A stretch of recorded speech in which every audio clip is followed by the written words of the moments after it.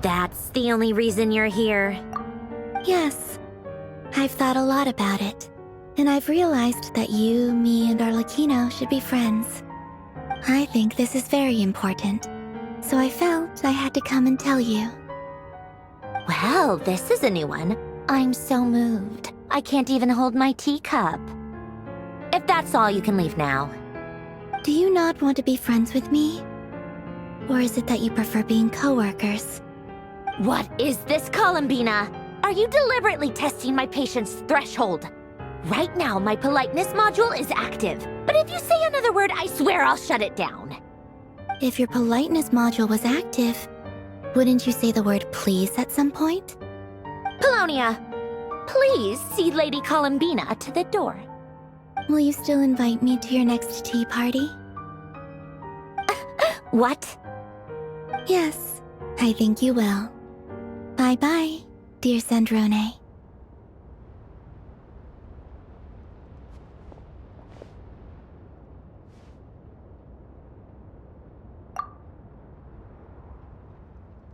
Last time, the Wild Hunt escorted you out. Would you rather I handled it myself this time? We just wanted to, see how you were doing now that it's all over. Why? Out of concern for my safety? I hope you didn't seriously think that the Rayhir of Silnari would be able to lay so much as a finger upon me, given how prepared I was. Mostly because you kind of helped us out, so we just wanted to check you were okay. Looks like all your robots are fixed, huh? Oh, don't you worry about that. Tea time is already a write-off. The visitor before you managed to kill my appetite. If you're in the mood for tea, go ahead and help yourself. Otherwise, it's going to waste. My coasters are still missing in action, though. Use this notebook instead. Whoa! Pretty hefty notebook. Look at all those calculations. You can ignore those. They're just dumb scribblings. I doodle and write in my free time. Sometimes I remember the distant dreamlike past. Sometimes I imagine the far-flung future. And other times, I grit my teeth and note down all the crazy nonsense going on in the present. Some people do the crosswords in the newspaper. This is my equivalent of that. Trying to predict the future is like daydreaming, and writing about the present just makes me furious. The past is my favorite. If nothing else, it's already set in stone, so I don't have to rack my brains trying to figure it all out. Huh. Although, having said that, the only vaguely interesting memory in my past is probably that guy they call Lord Artificer. Who else? Pretty much all the mecha and Fontaine are his personal handiwork. Wait, are you saying you know him? Like, personally? As a friend? I mean, I guess we were friendly enough. Yep. In fact, I'm probably the only normal person left who knew him at all. We used to chat occasionally back when he was still around. Before he passed away, he asked me to destroy all his manuscripts. I honored his request, but I did read through everything first before destroying them. I mean, I couldn't let the genius of Lord Artificer Alain Guillotin disappear like that. Would have been such a waste. So, that's where the formulas in your notebook are from? I just told you, those are my equivalent of crossword puzzles. They're just dumb formulas that I solve for fun when I'm bored. Alain's work was like epic poetry. The formulas in my notebook are just silly little riddles in comparison. Not that there's anything bad about them. I mean, at least, solving those riddles isn't going to hurt anyone. Except me, 'cause I lose a few brain cells in the process. Anyway, while we're on the topic, I might as well tell you about what happened to him and his friends. Alain Guillotin had two close buddies, Renee and Jacob. They spent their childhood years together in the Narzissenkreuz Institute. They were all quite competitive, so there was some rivalry between them, but it was a friendly rivalry. But beneath the friendship and the rivalry ran something deeper, a sense of nostalgia for the past. Unfortunately, childhood would end, the prophecy would come true, the apocalypse would arrive, and the future would never be. A mad dream that would normally only capture the minds of lunatics began to take root in their hearts. A dream of saving the world. And if Renee and Alain had been people of lesser wits, that dream would probably have ended up as something for them to joke about in their older years. But alas, they were some of the sharpest minds around. They nurtured that dream with the full power of their intellect, and it grew into something that ate away at their souls. The first of them to fall under its spell was Renee.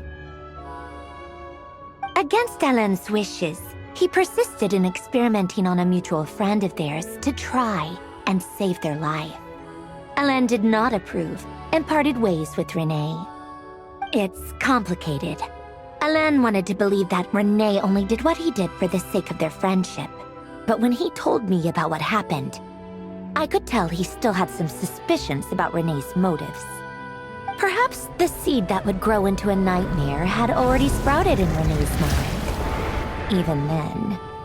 The next time they met, Renee's soul had been completely engulfed by the dream of salvation. His futile attempt to change the tide of fate only resulted in a wave that swallowed up the world, even before the apocalypse came. And although that wave died down eventually, I hear that it just recently came back with a vengeance. As I understand, Renee wanted to live out his dream of salvation once more. But I'm told that the attempted resurgence finally died out for good. At long last, Renee awoke from his deluded dream. Though of course by then it was far too late. What do you think of Renee? Do you admire his transcendent genius? His view that any price was worth paying to achieve the lofty goal of saving the world? Or do you despise him? Dismiss him as an evil madman who wrought havoc on the lives of everyone around him as he pursued his delusional dream? Same difference, really. Just a matter of perspective. What a cop-out. But I suspect you'd have a more incisive and insightful answer if we dug into it further. I don't like fanatics who give up their whole lives for their ideology. Nor do I like fools who let their delusions take control. Maybe I could understand if Renee had just been an ordinary person. But he had a sage-like intellect, and still managed to get himself lost in the labyrinth of his own desires. Anyway, that's enough about Renee. Now, moving on to Alain Guillotin, the Lord Artificer. He managed to put a stop to the first storm whipped up by Renee. But after that, Alain lost his friends and family. To his credit, I suppose, the loss of his family and friends was purely a tragic accident. It's not like Alain sacrificed them for his cause or anything. After that, the only thing supporting his work was the same dream that had dragged his closest friend down to the abyss. But although the desire to save Fontaine drove him to found the Fontaine Research Institute, Alain continued to reject any form of transcendental knowledge or power. He was suspicious and fearful of it, having seen the way it had affected his closest friend. I think that formulas and machines derived solely from human intellect were the only thing that gave him a sense of spiritual comfort. Yet Alain's intellect was simply too great.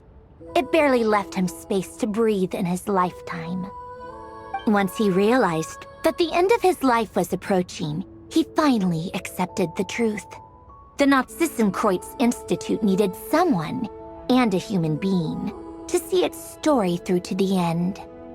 He quit working on his formulas, trading them in for the fairy tales that had played such a formative role in his childhood, but which he barely touched in his adult life. He told me that the director of the Nazissenkreuz Institute used to read those fairy tales to the children as bedtime stories. Apparently, they worked wonders at sending kids off to sleep. I think that all he wanted at that time in his life was to be able to sleep deeply without being plagued by depression. By that point, nothing else really mattered. At the very end, he laid down to rest in the ruins of the former Nazissenkreuz Institute orphanage, while the Fontaine Research Institute he had founded continued tirelessly with its work. Many years after that, tensions over competing dreams would once again cause a rift, this time between members of the Fontaine Research Institute. But the actions of those fools had nothing at all to do with Alain. And that is the story of two people from the Nazissenkreuz Institute who both wanted to save the world. One went all in on his fantasy of salvation without ever looking back, and ended up calmly sinking to the bottom of the deepest sea. The other sought desperately to burn bright in his life, even though he wasn't sure where he was going. I do sometimes wonder, why is it that people like them have such grand hopes of saving the world? Even the grandest tree starts as a tiny seed. So perhaps, for each of them, their mission to save the world began with a very simple desire: to save themselves.